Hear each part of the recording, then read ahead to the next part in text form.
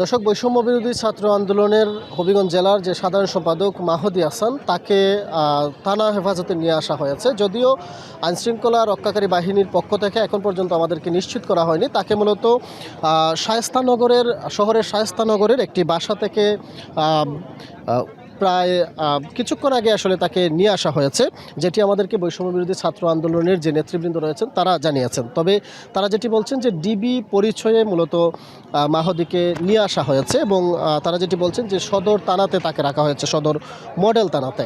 এখন সেখানে বৈষম্য বিরোধী ছাত্র আন্দোলনের যে নেতৃবৃন্দ রয়েছেন তারা মূলত সেখানে জড়ো হয়েছেন। যদিও থানার যে প্রধান ফটক রয়েছে সেটিকে বন্ধ করে দেওয়া হয়েছে, যেই কারণে কাউকে আসলে প্রবেশ করতে দেওয়া হচ্ছে না। বিশেষ করে আমরা যারা গণমাধ্যম কর্মী রয়েছে আমরাও চেষ্টা করেছি ভেতরে যাওয়ার জন্য, কিন্তু আমাদেরকে ভেতরে যেতে দেওয়া হচ্ছে না। একই সাথে মাহদিকে আসলে তারা নিয়ে এসেছেন কিনা কিংবা পুলিশ হেফাজতে রয়েছে কিনা সেই বিষয়টি আইনশৃঙ্খলা রক্ষাকারী বাহিনীর পক্ষ থেকে নিশ্চিত করা হয়নি। তবে আমি একটি সূত্রের মাধ্যমে আসলে জানতে পেরেছি যে তাকে মূলত ডিবি যে পুলিশ রয়েছে তাকে নিয়ে এসেছে এবং এখন তাকে সদর মডেল থানা যেটি রয়েছে সেখানে তাকে রাখা হয়েছে।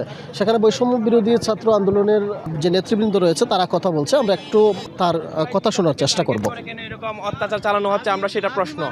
যদি মাহাদির কিছু হয়, যদি মাহাদিকে নিয়ে অন্যায়ভাবে কোথাও গুম করার চেষ্টা করে থাকে, তাহলে আমরা হবিগঞ্জ থেকে কড়া বার্তা দিতে চাই।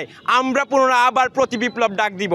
হবিগঞ্জ শহরে 17টি শহীদ হয়েছে, শতাধিক মানুষ প্রাণ হারিয়েছে আজকে এই দিন দেখার জন্য নয়। যাদের বিনিময়ে এই নতুন বাংলাদেশ গঠন হয়েছে, এই ফ্যাসিস্ট হাসিনার পতন হয়েছে, আজকে তাদেরকে টার্গেট করে যদি হত্যা মামলা গুণ এইসব চালানো হয়, তাহলে সেই পুরাতন বাংলাদেশে ফিরে যেতে আমরা আবার নতুন করে জুলাই 24 ডাক দিব। কথা বলছিলেন এবং মাহদিকে তারা আটক করেছেন কিনা বা নিয়ে এসেছেন কিনা সেই বিষয়টি আসলে দ্রুত আইনশৃঙ্খলা রক্ষাকারী বাহিনীর পক্ষ থেকে যেন নিশ্চিত করা হয় সেই দাবি তারা জানাচ্ছিলেন।